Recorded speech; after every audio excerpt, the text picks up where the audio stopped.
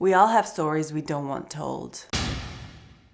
Hi everyone, let's talk about Once Upon a Time, Season 6, Episode 2, A Bitter Draught. First, some quick thoughts. I love that Henry has come up with Operation Cobra Part 2 and is helping Regina become a hero. I feel like that's what he's always wanted her to be, and it's just, kind of cute that he's like, alright, I helped Emma in Season 1, and now I'm gonna help you in Season 6. This is great. I think the scene between Hook and Belle is sort of laying the ground in terms of what we're gonna find out about Hook this season, in terms of flashback and also what he has to deal with, especially the fact that he still hasn't forgiven himself for everything he's done. I'm actually really looking forward to it. Let's bring on the Hook flashback. More, always more. And it looks like we're stuck in Storybrooke this season, like for real, because they cannot get out, which I'm kind of looking forward to. It seems like a lot of the times we go away and then come back a little bit and go away, but it looks like this time we're gonna stay in Storybrooke a little longer, which could be fun, and then we can leave again. Moving on to the evil queen, I think she was pretty much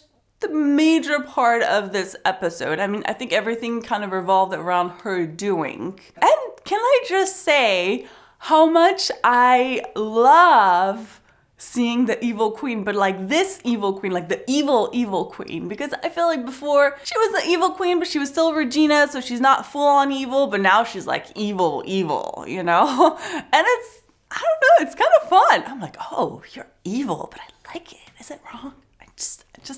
I love all the scenes that we got with her. I loved the scene between her and Rumpel. Oh my god, that was such a good moment. I can't say that I ever thought of Regina and Rumpel together. Not that I'm shipping them or anything, but I was like, let's have more scenes of these two together. I like the dynamic of them. I feel like in flashbacks when we see Rumpelstiltskin teaching the evil queen, again, you still have that element of Regina in there, and he's her teacher, and I feel like there was a different dynamic, but in this case, I felt they were kind of on the same level a little bit.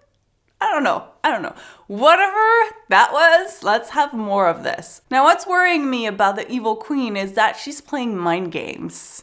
And she's playing mind games while knowing everything that Regina knows, which can be very dangerous. Let's just look at the Count of Monte Cristo. She set it up so that Regina would have to kill him, or at least she was hoping that Regina would kill him. And once she does kill him, she makes Regina question whether she could have saved him. Like, did you have to kill him? Would a hero have killed him? Like, would Emma and Snow White have killed him? So she's making her ask all these questions. Like, yeah, you took me out thinking that the reason why you were evil was because of me. But look at you, you still can't be a hero the way they can. Maybe evil is just in you and there's nothing you can do about it. And all these little voices, and you can see they're just starting to work themselves into Regina's mind. And no matter what Emma and Snow White at this point are saying, you're still gonna wonder. You're still gonna be like, could I have saved him? Did I have to kill him? And that's the worst. And she also knows about everybody else, so she can use what she has learned over the years about, Emma, Snow White, Prince Charming, to also pit them against Regina and each other and all of that. And we actually already saw her use her knowledge to mess with David with one simple question. Are you sure it was an accident? Talking about his father's death. Now, of course, now David has to look into it, even if he doesn't really believe her, even if he knows that she's messing with his mind.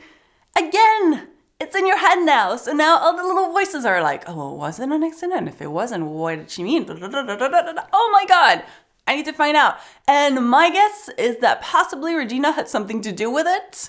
How will David react to this? Why didn't Regina tell them? I mean, again, this might be something that, maybe I didn't really want to tell you because, me killing your dad, not cool. So yeah, this is pretty bad. And I have a feeling this is only the beginning. There's lots more to come. But at the same time, it's so entertaining for us. Let's move on to Emma. Now, I'm really happy that she's not only seeing Archie on a regular basis, but she actually did tell him about her visions, which I'm like, well, at least someone else knows in case he needs to tell her family or anyone about what's happening. Now, I still don't understand why Emma won't tell anyone else about her visions, like Hook or her family. And I know she said, well, now I'm worried that the hooded figure might be Regina. But then I think, yeah, so you should probably tell them. so you can figure out a way to not have it happen. I feel like hiding things have never worked out for her. So now I'm like, yeah, maybe don't tell Regina, but how about you tell Hook or you tell Snow White? I feel like there's a way that you can figure out how to make this better. Of course, she's keeping the secret to create a little more drama, which can be a little bit frustrating, but you know. As some of you pointed out though, it seems that in her vision, her family is aware of what's happening because when they come and see her fight the hooded figure, they don't seem surprised. So at some point, it seems like they've been made aware of this. As to who the hooded figure could be, a few of you mentioned a really interesting theory in the comments from my previous review, and it's that Emma is actually fighting herself, which I think is so cool and really makes a lot of sense. This season is all about duality, you know, good versus evil. Can you separate good from evil? So maybe Emma has to fight the dark side of her, the side of her that won't let her be happy, so she can find her happy ending. Maybe the hardest thing for a savior to do is to save themselves, and that's why they always end up dying or in really bad shape because they just can't find their own happy ending. I think that would actually be really poetic and a really great ending to sort of that savior story. Now, what happens once you save yourself? Do you continue to be the savior, or does your book end and you give that part to someone else? Who knows, because apparently it has never happened. I think that would be such a poetic ending to Emma's story as a savior.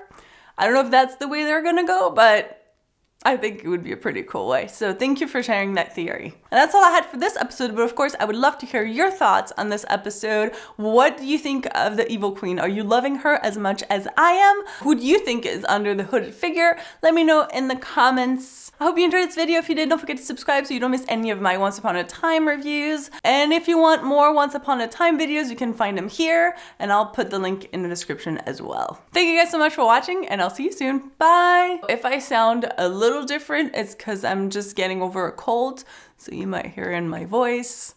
But I'm getting better, and I was able to talk about Once Upon a Time, so I'm excited.